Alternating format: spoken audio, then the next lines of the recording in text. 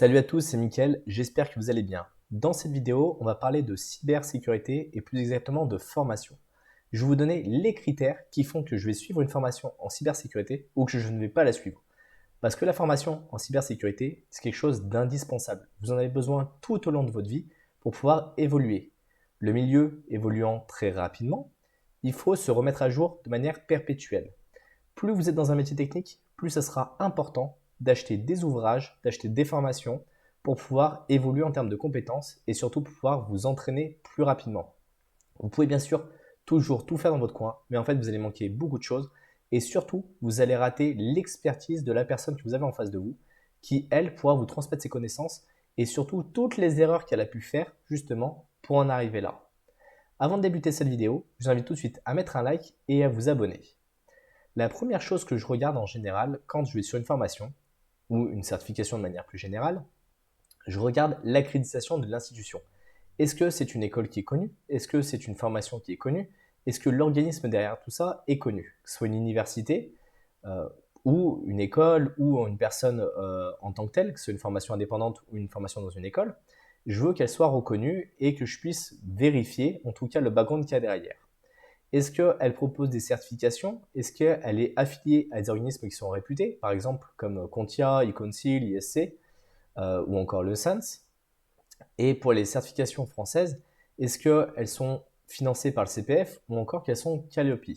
Et c'est là où je veux mettre quand même un gros bémol parce que ces accréditations, les petits formateurs indépendants ne peuvent pas les avoir. Tout simplement parce qu'en fait, c'est beaucoup de paperasse et pas forcément un gage de qualité. Mais au moins, ça vous donne une première indication sur le fait que cette école existe depuis un certain temps, cette personne a les compétences depuis un certain temps, ou par exemple c'est réputé. On prend eCouncil, ça fait très longtemps qu'ils font des formations en cybersécurité, c'est pas nouveau, de ce côté-là, il n'y a pas de souci. Par contre, une personne qui vient juste de débarquer, ou un organisme qui vient juste de débarquer, qui veut profiter du CPF, bah globalement, c'est pas forcément une bonne chose. Et c'est aussi pour ça qu'ils ont commencé à restreindre un peu les droits sur du CPF.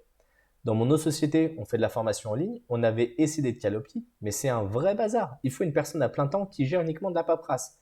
Donc si vous êtes 3-4 dans l'entreprise à gérer justement cet aspect formation, vous ne pouvez pas vous permettre de faire ça. Donc attention, c'est un faux critère en fait sur cette partie-là. Ensuite, pour moi, ce qui est hyper important, c'est surtout le programme de formation. Il faut l'examiner en détail, en fait, voir ce qui est vraiment proposé. Est-ce que ça couvre un large éventail de sujets cyber, où on ne pourra pas forcément rentrer en profondeur, ou est-ce que c'est très spécialisé? Vous avez besoin d'abord d'avoir les compétences de base pour pouvoir vous spécialiser dans un sujet précis. Il y a des personnes qui commencent direct à vouloir apprendre le pentest sans pour autant comprendre les mécanismes de risque, le fonctionnement des réseaux, le fonctionnement des systèmes, le fonctionnement d'un ordinateur. Arrêtez tout de suite, c'est pas la peine. C'est aussi pour ça que je propose une formation pour les débutants qui est assez large, avec justement des modules dédiés sur l'explication de la cybersécurité, des modules dédiés sur la défense en profondeur, ceux pour l'audit organisationnel, ceux pour l'audit technique. Et vraiment, je vous invite à aller la voir, je vous mets le lien dans la description. Vous verrez que c'est vraiment quelque chose d'exceptionnel, vraiment hyper complet, que je n'ai jamais retrouvé sur Internet. L'idée, c'est pas de vous apprendre à être pentester en 5 heures de formation. Ça n'existe pas, c'est pas possible. Il faut des années d'entraînement, d'expérience. Mais déjà, si vous ne savez pas comment fonctionne un ordinateur ou un système informatique, ça sert strictement à rien de commencer à courir avant d'apprendre à marcher. Donc je vais regarder moi en détail le programme de formation et voir ce qu'il propose et voir si c'est pas du ressassé, du revu de partout sur Internet. Ensuite, je vais regarder la qualification des instructeurs. Comme je vous disais, j'étais en école d'informatique et lorsqu'il est arrivé le module de cybersécurité, c'est moi qui ai dû le faire parce qu'il y avait personne en fait qui était qualifié pour arriver à donner ce cours en cybersécurité. Que ce soit leur parcours, parce que globalement, ils peuvent avoir des certifications, mais des certifications qui n'ont aucune valeur. Et je pense que je ferai vraiment une vidéo dédiée sur ces certifications, parce que je sais que ça vous intéresse d'avoir mon avis sur le sujet. Il y a des certifications, c'est uniquement des QCM, donc elles n'ont pas vraiment de valeur.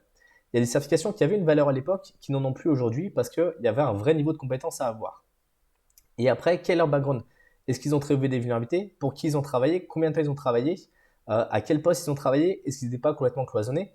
Quelle est leur image publique? C'est extrêmement important de regrouper l'ensemble de ces informations-là. Il faut absolument qu'ils aient une expérience pratique. Arrêtez avec les personnes qui ont fait que de la théorie. Ils ne pourront pas vous apprendre quelque chose qui sera vraiment utile en entreprise.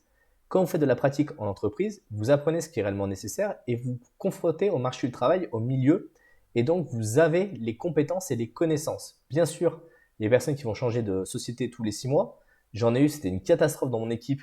Ils sont vraiment pas restés, ils sont restés quelques mois avant de se faire virer parce que ils n'avaient pas les compétences ni les connaissances et pas l'envie de vouloir bien faire. Un plus que je trouve assez intéressant, c'est certaines formations proposent un accès à des laboratoires ou à des ressources. Par exemple, pour tout ce qui est offensif, vous avez RootMe, Vulnub, TryHackMe, Hack2Box qui proposent un grand nombre de ressources et de laboratoires. Mais c'est toujours orienté beaucoup trop technique. Il y a très peu sur organisationnel et il y a très peu sur l'implémentation des sécurités de base. Pourquoi? Parce qu'en fait, quand vous avez besoin de sécuriser un serveur, globalement, ça donne envie à personne. Pourtant, c'est indispensable parce que c'est ce que vous ferez la plupart du temps en cybersécurité dans la plupart des entreprises. Donc le lab, je vous invite vraiment à vous le monter au fur et à mesure et c'est là également où vous apprendrez le plus de choses. Par exemple, si vous voulez apprendre à sécuriser un Active Directory, le mieux c'est d'en installer un, d'installer différents postes, de faire des échanges. Comme ça, vous saurez le défendre, vous saurez l'attaquer et vous saurez comment ça fonctionne. Hyper important. Ensuite, il faut regarder un petit peu les témoignages et la réputation des personnes qui ont fait ces formations, que ce soit des anciens étudiants, des professionnels, des personnes qui ont l'assertif, qu'est-ce qu'ils en pensent et où est-ce que ça vous mène et qu'est-ce que ça leur a appris. L'un des critères aussi que je regarde, qui pour moi était assez important, c'est est-ce que ça prépare une certification? Oui ou non. C'est pas forcément un gage de qualité, mais il faut le regarder. Par exemple, vous avez des certifications comme la CEH, c'est que de la théorie que vous allez passer.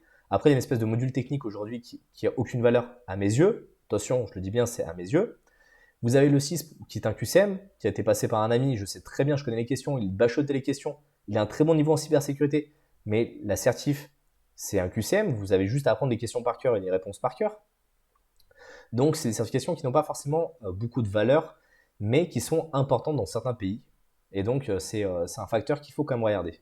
Bien sûr, est-ce que la formation est en présentiel sur place ou est-ce qu'elle est en ligne? L'avantage et inconvénient, je vous l'ai déjà présenté dans une précédente vidéo que je vous invite à aller voir. L'apprentissage en ligne peut vous offrir beaucoup plus de flexibilité pour votre temps, sur ce que vous allez faire, sur votre organisation. L'avantage de la formation en présentiel, c'est que vous allez pouvoir avoir une interaction directement avec le formateur et avec les autres élèves pour pouvoir élever vos compétences, ce qui n'est pas forcément accessible facilement en ligne. Je regarde également si le cours il est certifiant ou si c'est un cours universitaire pour avoir des avantages si c'est une certification et des compétences spécifiques, ou c'est un programme universitaire qui est beaucoup plus large, beaucoup plus long, beaucoup plus complet, qui est peut-être accessible aussi en alternance. Enfin, vous avez également des bootcamps en cybersécurité. C'est quelque chose que j'apprécie particulièrement une fois qu'on a déjà atteint un certain niveau de compétence. Par exemple, à la Hackin Paris, ils proposaient des bootcamps sur 2-3 jours qui coûtent 2 ou 3 000 euros. Vous allez travailler un sujet très spécifique de manière intensive sur une courte période qui vous permet d'avoir des compétences assez avancées. J'ai eu l'opportunité de pouvoir en suivre sur différentes thématiques. Celle que j'aurais beaucoup voulu suivre, c'était celle sur l'exploitation mémoire avancée sur les Windows, parce que j'ai des compétences de base. Je vous mettrai mon lien de GitHub si ça vous intéresse pour voir un petit peu ce que je faisais. Je portais les exploits des anciennes versions Windows vers les nouvelles, sauf que j'avais un problème de limite de compétences, ça me prenait beaucoup de temps et j'aurais voulu approfondir beaucoup plus rapidement. Je préparais l'OSCE à l'époque, pour ceux que ça intéresse, et j'ai arrêté en cours de route parce que plus assez de temps pour le faire. Et donc c'est aussi intéressant d'avoir des bootcamps des fois pour vous mettre un niveau de compétence très rapidement sur un sujet très précis. De manière beaucoup plus globale, je vais vous donner quelques conseils qui sont indispensables. Fixez-vous des objectifs qui sont clairs. Où est-ce que vous voulez aller? Qu'est-ce que vous voulez apprendre et pourquoi vous voulez le faire? Quelles sont les ressources financières que vous avez? Est-ce que vous pouvez dépenser de l'argent ou est-ce que vous trouvez un truc totalement gratuit? Vous n'avez pas forcément le même niveau de qualité. Est-ce que vous avez comparé les différents programmes qui s'offrent à vous en fonction de ce que vous recherchez?